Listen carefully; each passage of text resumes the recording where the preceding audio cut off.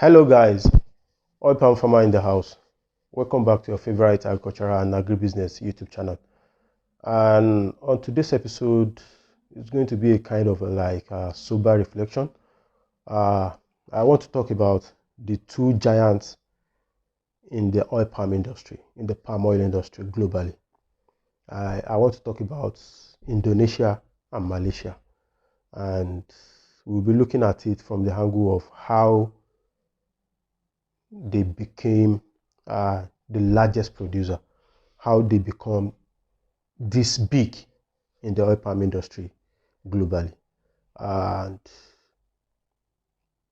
it's just going to be kind of like discussion. I'll be pouring out my mind and giving it some kind of perspective, statistics, and all about in the oil palm industry. So oil palm, particularly the crop oil palm, is a native of West African coast. And that was where it was first discovered. It doesn't mean when they say a crop is a native of a place, it doesn't mean it will not grow in another place or it has not been existing in another place. So, but the discovery or the utilization or the cultivation started from that place. So it was known that oil palm is a native of West African coast. So countries like Nigeria, between Nigeria and Ghana, Cote d'Ivoire, Benin Republic. So particularly Nigeria, I don't find it funny to say this thing, but Nigeria in the 1960s and 1970s, Nigeria was up there, as in Nigeria was the largest producer and the largest exporter of oil palm and palm oil products globally. Nigeria was responsible for around 50 to 60% of the global market share. So, but along the line, during the discovery of oil, which led to the negligence of the agricultural sector, which has been our mainstay right from time. So the negligence contributed to a lot of things. It contributed to a whole lot of rot that happened in the agricultural sector. A country that was known for export now became a country that largely depend on importation of so many things. So before that time, Nigeria used to export so many things: cocoa, oil palm, palm oil. We have our national demand, as in national consumption in place. Then we have enough to export, because you cannot be an exporting country, then you'll be lacking at home. So that means we have enough to eat. Then the remaining is what we are exporting. And that point, we are exporting nothing less than 50% in the global market share. So for us to know how Nigeria was big. So having said that, that was in the past. So presently, what we have is we have the almighty Indonesia. I call that country the almighty Indonesia. So, and Malaysia on the other hand. So these two countries are responsible for over 85% of what the global market is looks about in palm oil or oil palm product. So you can just imagine two countries taking up about 90% of a commodity in the global market. So in essence, what it means is that if in the global market 100 tons is being traded, that means 85 to 90 tons is coming from Indonesia or Malaysia, and which automatically translated to be that 90% of that money is going to these two countries. So, and presently Nigeria is nowhere to be found. As in, for you to know the level at which Nigeria has gone down, Currently, we even import products, palm oil products, to augment our local consumption. Because as it stands now, Nigeria only produce slightly about above a million ton of palm oil annually. And our local consumption is about 3 million ton. We have the population and we consume oil. There is no way you will not consume oil. If you are not consuming oil by frying, you consume oil through ice cream, you consume oil through bread, noodles, all these things. They use oil in making them. You consume oil in your soap. So that's just it. You cannot run away from palm oil. So because some people, you will tell them when you go to the supermarket, 60% of the product you see in the supermarket have palm oil in them. Some people will disagree with you, but that's just a fact. From ice cream to detergent to soap to cosmetics to your food item to chocolate to margarine. Margarine even contain more than 20% of palm oil. To the vegetable oil you hit in the market. Because some of our people don't know. When they say vegetable oil, they will think it's from groundnut oil or it's from other sources. All these vegetable oil you are seeing in the market, more than 50% of them are produced from palm oil. We call them RBDO, refined, bleached, deodorized palm oil. So any vegetable oil you are seeing in the market and they just write vegetable oil, they don't specify maybe it's soybean oil or it's canola oil, it's coconut oil, it's this type of oil, it's sunflower oil. Definitely that oil is from palm oil. What they just did is just to bleach, deodorized, refine, and they package it. And if you are eating King's oil, you are eating King's oil, there's Mamado. All these oil are produced from palm oil. So that's not the area I'm going. So what make Indonesia and Malaysia to become this big after Nigeria has occupied the stage for more than a decade? Nigeria used to be the largest exporter and producer of palm oil for more than 10 years, within the 1960s to early 70s. So what were they doing wrong? What were they doing right? And what is Nigeria? How did Nigeria get it wrong? One of the way Nigeria got it wrong is negligence. Because we have the condition, we have the climate that supports oil palm production. And oil palm can be grown at least in about 20 states in Nigeria. So, and we have everything the crop needs to survive and to produce optimally. But what happened? Despite the fact that one of the major problems with Nigerian oil palm sector is that majority of our oil palm plantation are still from the old trees. What I mean by the old trees is the unimproved trees. So we still have people planting Dura to this present moment.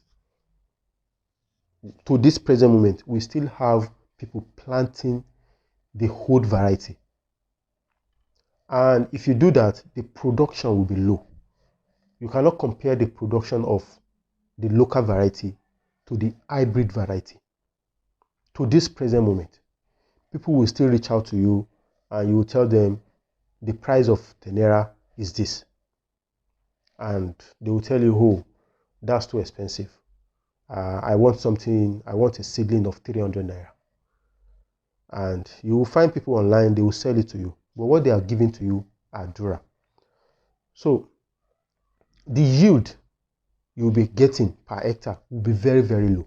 So now imagine a country having over 70% of its plantation depending on the local variety. That's number one. The number two is that we don't have enough acreage.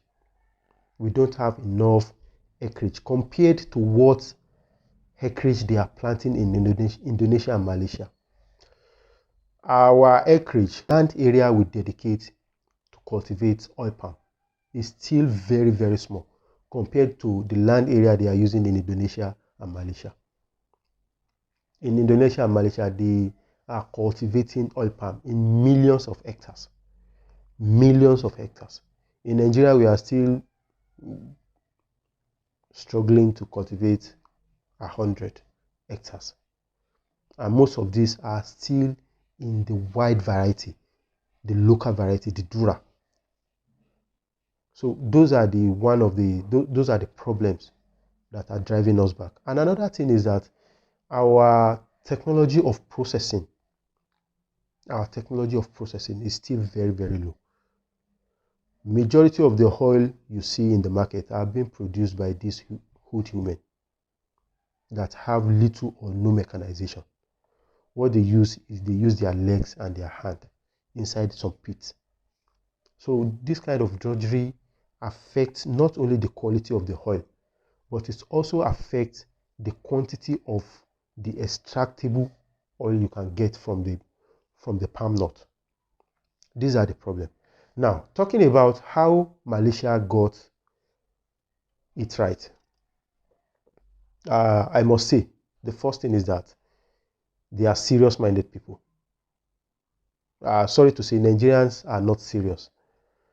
Everybody wants oil money. Everybody wants to sit down in the office and sit down in an air-conditioned office and get money. So Malaysia are serious-minded people. They know their strength and they go for it. They know they have the perfect climate that supports oil palm. So one thing about Indonesia these two countries is that they have the perfect climate and the weather condition to support oil palm production.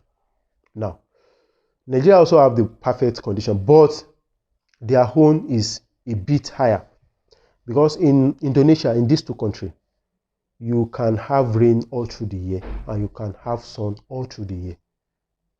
So they have rain up to like 10 months, 9 months, 10 months across the year, around the year.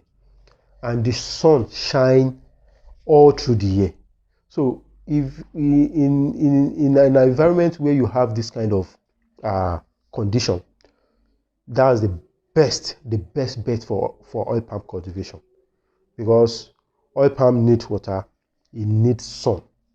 If there is sunshine, oil palm will produce maximally and the fronds will grow luxuriantly. The bunches will ripe on time and everything will just be perfect. So that's just one of the on the side. Having said that, another thing that they are doing greatly and differently is that they don't even have a room for growing the local variety anymore. All the Indonesian and Malaysian plantation right now at this present moment are being planted with hybrid variety. Not in Nigeria, there are some people, 2023, some people are still planting Dura. They are still planting the local variety. Some people are still going to pick seed from an existing tree to sprout and plant. And this is what I've been preaching, I've been telling people. You don't go to a tree and pick seed and plant. And this is what all these online vendors do. It's an hybrid. And if you want to enjoy hybrid, you buy the F1, something that is a product of crossing. You go to Research Institute and buy. But they will tell you, oh, it's too expensive. I want something cheap. They will get the something cheap and they will not be getting the right result. So that's one of the things that is shooting us in the leg. Another thing is that Malaysia, all their plantation, let me say 99%. I don't want to use 100%. 99% of their plantation is Tenera. And they are not even stopping at that. Their Tenera, they are still doing so many improvements. Every year they are doing improvement on it. And this is not this to say that they are using supergene. I'm not talking about supergene now. I'm talking about improvement, research improvement on Tenera. And not forgetting the fact that their government is supporting this sector. I mean, there is a research institute for development of planting material in Indonesia, Malaysia. They have research institute that is looking into the processing product development around the oil palm. The only thing we have in Nigeria is Nigerian Institute for Oil Palm Research that is doing the genetic improvement and some other research. And even at that, the institute is poorly funded. So if you are seeing Malaysia getting the cash and getting all the money from the oil palm industry globally, it's due to all these kind of reasons. They are serious about it, and that's just, if you are serious about something, you will get it right. One of my oga went to Malaysia or Indonesia, yes, and he told me when he came back that, Kai, these guys are very, very serious with oil palm. You cannot see them planting ornamental trees on their road. They use oil palm tree on their road as ornament. The way we plant some masquerade trees along the road or at the middle of the road in Nigeria, they use oil palm trees. To their airport, to their hospitals, to police station, all the public areas in these countries, they plant oil palm. For you to know the kind of seriousness they have about it. And they are using the advantage very well. It is not easy for you to be responsible for 85%, more than 85% of the global market share. Definitely they will use it to their advantage. These two countries, even Indonesia alone is responsible for over 55% of the global market share, export of palm oil products. So whenever they want to inflate or whenever they want to influence the price of palm oil globally, they will just hold on to to their supply. Then the price will go up. And when they want to destroy the global market share, they want the price to drop, they will flood the market with their product. They have the tap at their hand. They switch it on whenever they want. They switch it off whenever they want. It's just like Saudi Arabia in OPEC. They can influence price as they want. If they need money, they want more money into their coffers, they will increase the price by withholding the product. Then the price will go up. They will get what they want to. They use it to their advantage. So if you are hearing that Malaysia, Indonesia is this, they are that, they are this, they are that, they are number one, they are number two in the oil palm, it doesn't just come by easily.